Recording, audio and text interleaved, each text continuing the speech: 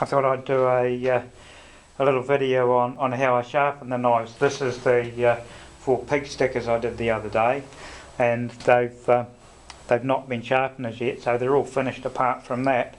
So that's what we'll do now.